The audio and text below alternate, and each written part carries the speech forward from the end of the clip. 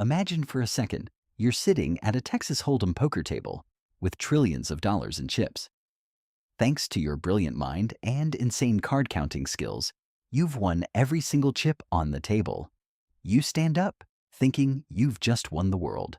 But just as you're about to cash out and walk away, the dealer across the table lets out a cold smirk. He doesn't praise your genius.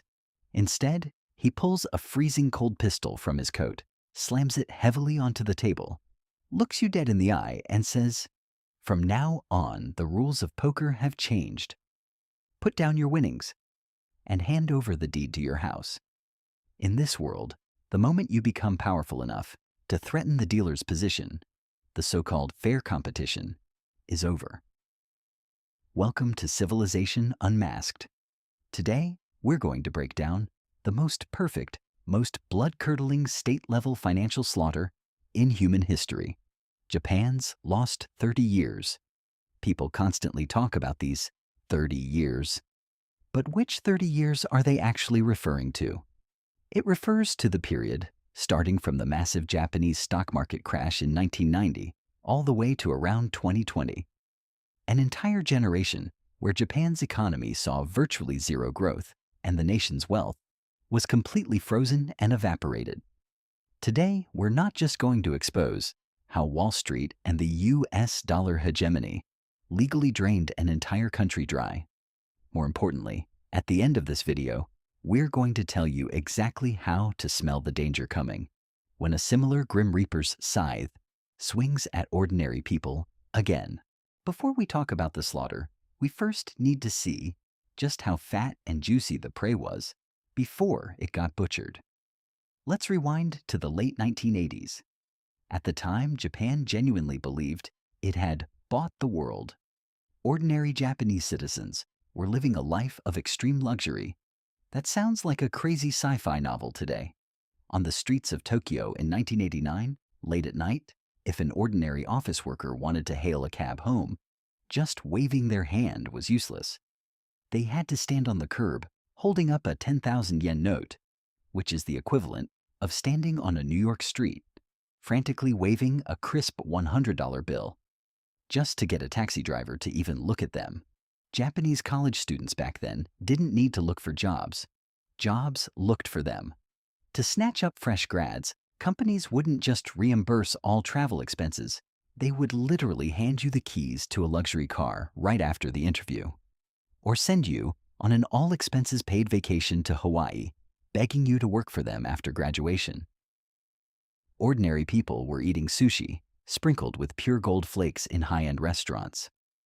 And golf club memberships were traded for millions of dollars apiece. In the tech world, Japanese companies were like gods. In the global semiconductor chip market, Japan alone devoured a staggering 80%.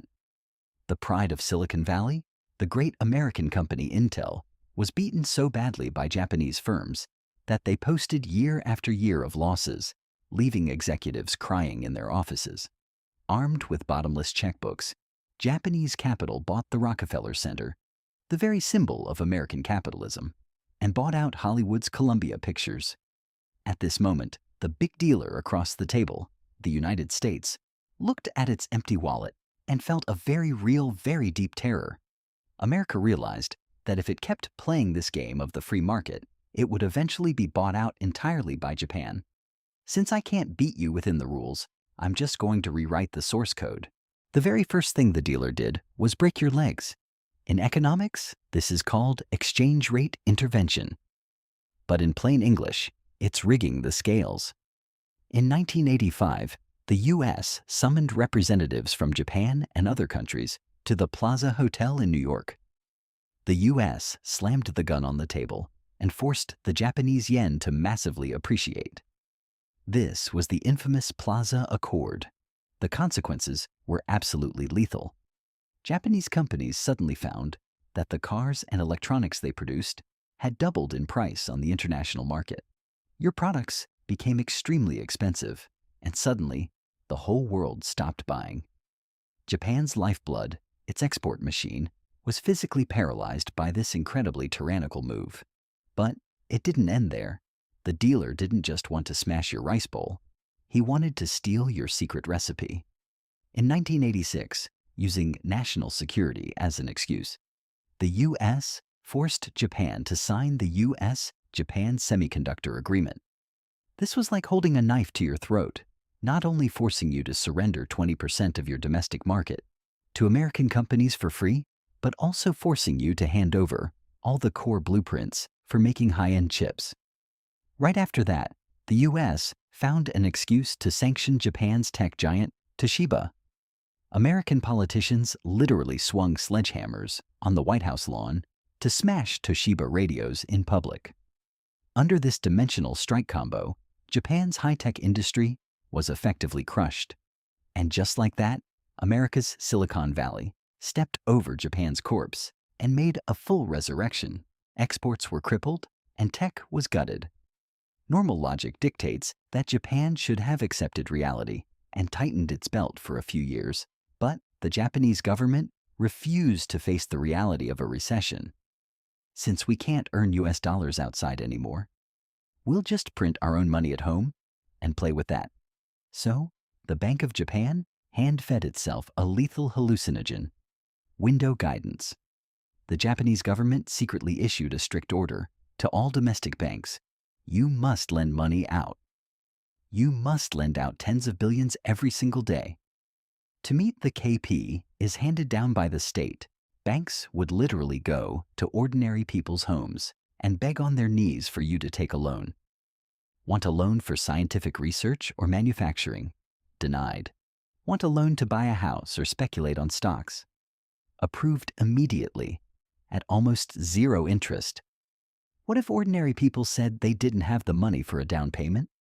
The banks ever so gently rolled out an anti-human financial product, the 100-year mortgage.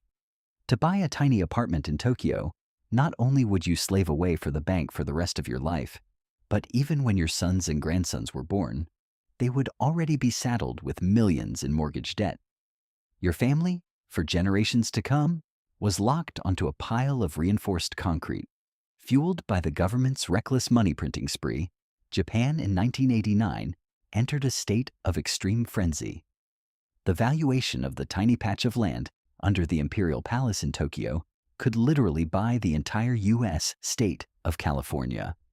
Ordinary people looked at the numbers on their accounts and thought they had all become multimillionaires overnight. Everyone was drowning in hallucinations, completely unaware that the foundation of the very building they were standing in had been entirely hollowed out. The prey had finally been fattened up.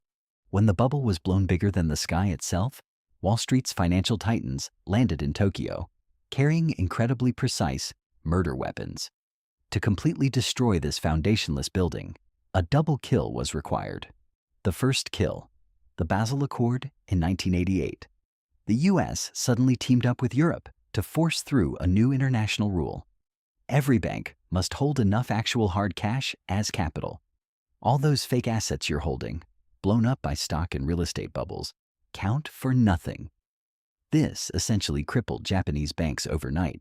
Terrified for their survival, Japanese banks not only stopped lending, but frantically ran to people's homes to call in their loans, forcing you to pay the money back immediately. The capital chain snapped in an instant. The second kill, Wall Street's targeted demolition. In 1989, on the eve of the bubble bursting, Wall Street investment banks led by Morgan Stanley flew to Japan to peddle a financial tool called the Nikkei put warrant. This was exactly like Wall Street proactively buying a sky-high fire insurance policy on Japan's house. As long as the house burned to ashes, Wall Street would get a massive payout. And the Japanese conglomerates at the time were so incredibly arrogant, believing the stock market would go up forever, that they happily accepted the premium. However, in this world, after you buy fire insurance on someone else's house, the very next thing you do is throw a match. After loading up on put warrants, Wall Street used its massive capital to launch a brutal sell-off, crashing the Japanese stock market in 1990.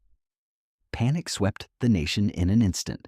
The Nikkei index plummeted from a peak of nearly 39,000 points all the way down to a miserable 7,000 points. land prices collapsed right along with it.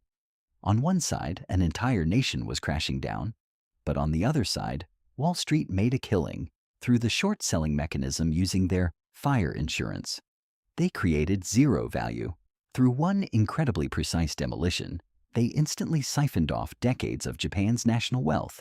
With a loud boom, Wall Street walked away with trillions of dollars, and the ones left holding the bag were the ordinary people who signed those 100-year mortgages. They found themselves underwater on their mortgages, and countless people jumped off buildings in despair. For the next 30 years, generation after generation of young Japanese people looked at the tragic sight of their parents burdened with massive debt. They lost all ambition and drive, becoming the hikikomori who refused to buy houses or spend money. This is Japan's lost 30 years. We often project ourselves into the grand narratives of our nations, but today, as ordinary people, we must extract some incredibly vital survival warnings from this slaughter. When you see the following 3 signals in your life, be immediately on high alert, because the Grim Reaper's scythe is already hanging over your head. Number 1. When the state machine uses dirt-cheap interest rates to encourage or even force ordinary people to leverage up and buy non-productive assets like real estate. Run. No matter how beautifully they paint the future, this means the real economy has stagnated, and the dealer is turning you into the final sacrificial lamb to take the fall. Never touch debt that overdraws decades of your future. Number 2. When even your neighbor, who knows absolutely nothing about the economy, or the street sweeper on the corner, is bragging to you about how much money they made buying stocks and urging you to jump in right now. Run. The game of musical chairs is on, and the music is about to stop. Number 3, and the most important point, when your country begins to face macroeconomic trade wars, tech blockades, and targeted rules from a superpower like the US, absolutely do not be blindly optimistic. When the dealer flips the table on the outside, domestic asset bubbles will inevitably lose their support. At this moment, the last thing ordinary people should do is buy the dip. You need to clutch onto your cash flow for dear life. At the poker table of capital and hegemony, there are no miracles. There are only meticulously designed meat grinders. See the rules clearly. Hold on to your chips, and only then can you survive the next crash. If you feel this video ripped away history's hypocritical mask and gave you a hardcore survival warning, please smash that like button without hesitation. Tell me in the comments, based on the 3 warning signals I just mentioned, where in the world today do you think Japan's madness is repeating itself? I will personally reply in the comments to those who see through the truth. Oh, by the way, subscribing to our channel is 100% free. No traps, and definitely no Wall Street put warrants. See you next time.